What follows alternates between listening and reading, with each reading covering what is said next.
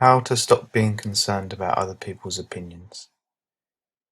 If you take your own opinions and self-judgments seriously, you are bound to take other people's opinions and judgments seriously as well.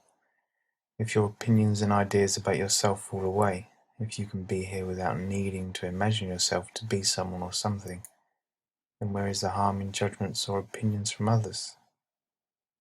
The judgments we fear from others are merely the judgments we have about ourselves that we do not like. It all comes down to your own mind. We are so trained to believe in the concept of other people, to believe in separateness, that it can feel very real in the mind. Other people exist for us mainly as thoughts. For example, a family member. It is likely that when you think about them, you get a certain feeling, along with a mental image and a name. This is all imagination. It is the mind's interpretation of another being. Names are just labels. Thoughts are just thoughts. To see someone as they really are means to not add labels to them, to not add opinions and thoughts onto who the mind thinks they are. Then they are seen as they really are, nameless, pure being, perhaps with an overlay of ego or personal mind. But this is sensed energetically rather than it being an interpretation that sticks inside you. If you withdraw your judgments of others, then other people are on your mind less, since they no longer exist for you as concepts. If someone else does not exist for you as a concept, then the idea of them, which is purely a mental creation, cannot plague the mind.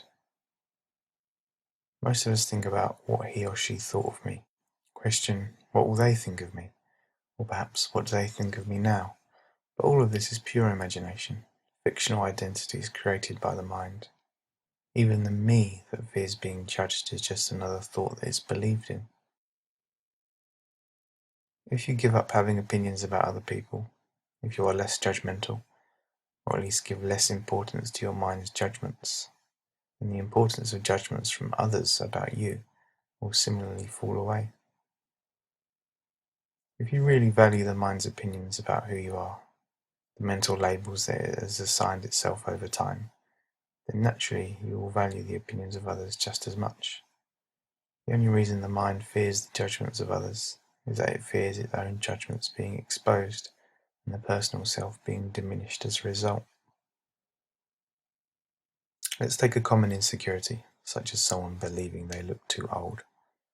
One human being carries no opinion of themselves, cares not how the body appears to others. The other person believes that the body is who they are, believes that it looks old, and for some reason hates this. Someone then approaches the first person and begins to laugh at how old they look. You look so old it's ridiculous. This doesn't mean anything to the first person. There is no person inside the body that holds an opinion of me looking old, and there is no one inside who cares either way. So the inner state is untroubled. When this happens to the second person, however, there is trouble. A huge reaction flares up in the body, resistance, embarrassment, shame, all sorts of things. The opinion is being held, I look old and this is bad. And so when the same opinion seems to come from outside, it charges the latent negativity in the person to come to the surface. The negativity is fully felt as if it were true. Perhaps counter-opinions or self-justifications arise to combat the negative opinion. I don't look that old. In an attempt to suppress the negative opinion and identity, more opinions come to fight it. Instead of fighting, if the person were to let their opinions of themselves come to the surface and naturally be seen as only thoughts, then this experience is a therapeutic one. The outer criticism shows the negativity they are clinging to, perhaps without even knowing.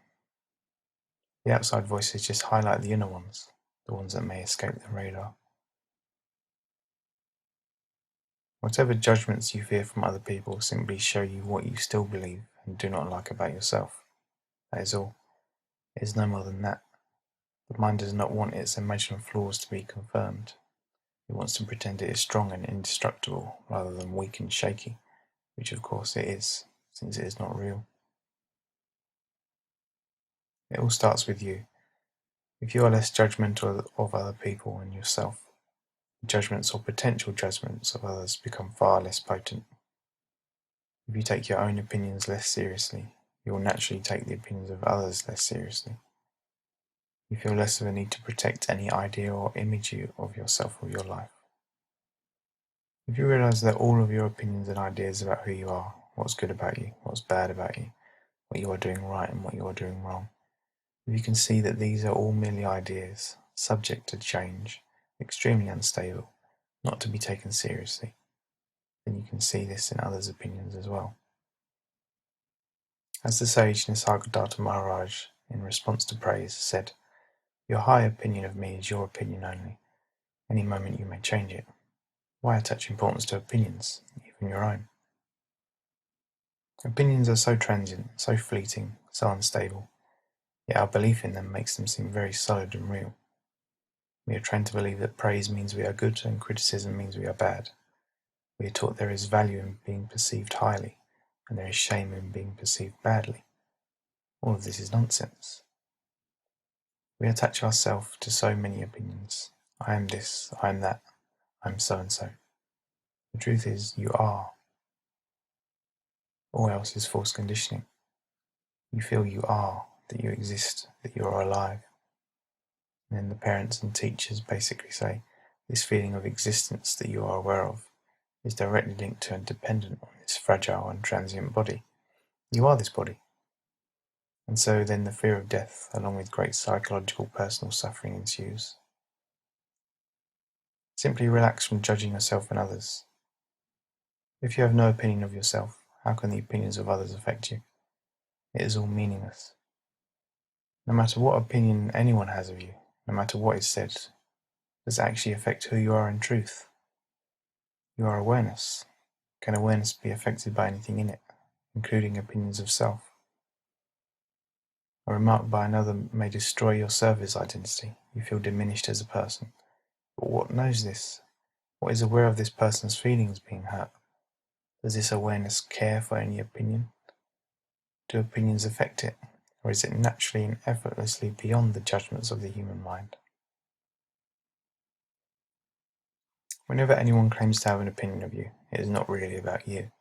It is about them. Their opinion is a creation of their own mind, based on a bundle of thoughts that they call you. Do you see the illusion of it all? The same goes for your opinions about other people. It is all a creation of one personal mind trying to understand things that cannot be understood through concepts. Everyone's opinions about you are only reflections of their own minds. They are not really to you at all.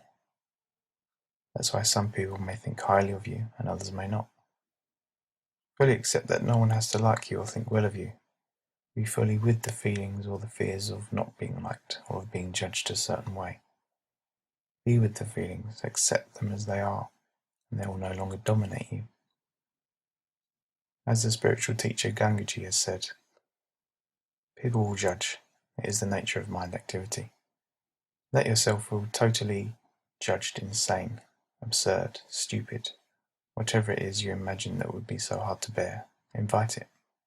You'll see that it is nothing, simply judgment. As long as you fear judgment, there is a sense lack of freedom to be who you are. Be finished with the prison of others' opinions. There is nothing wrong with opinions, but when they are believed to be the truth of things, and when the identity becomes attached to them, we suffer. Drop the belief in good and bad judgments. Someone's judgment of you, or your judgment of self, is not what does most harm. Trouble comes when you believe the judgment is either good or bad. Then the good judgments inflate the ego, making it feel less of a burden. This is a pleasant feeling. You can become attached to this pleasure, and so habitually seek approval or acceptance from others. The bad judgments are then seen to be painful, since the ego resists and contracts, and so believe that being judged negatively by others is something to avoid. See things as they are. Drop the labels of good and bad, just to see how it feels.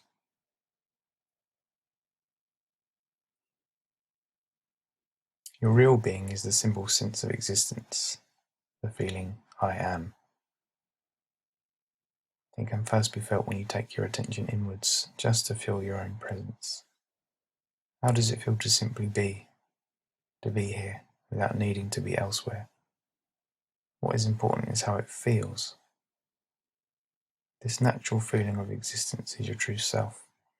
All the other ideas of I am this and I am that are merely ideas, mostly brought about through conditioning of society, parents, teachers, etc. The true essence can only be felt, the feeling that you are alive, awake, existent. Let this feeling be the background of your life, to be felt as the foundation of your experience. Without you, nothing else would appear. Your existence is the source of everything else being experienced. Pay attention to yourself as this being, which is one with silence or space or existence itself. You then notice that out of this being comes the dance of life. The outer forms and the inner forms all rise and fall in this ocean of being. This sense of being is not limited to one body. It is within all bodies, all objects. It is the one impersonal consciousness in which the imagined personal self temporarily arises. It is beyond opinions and ideas, prior to them, without which no opinion could exist.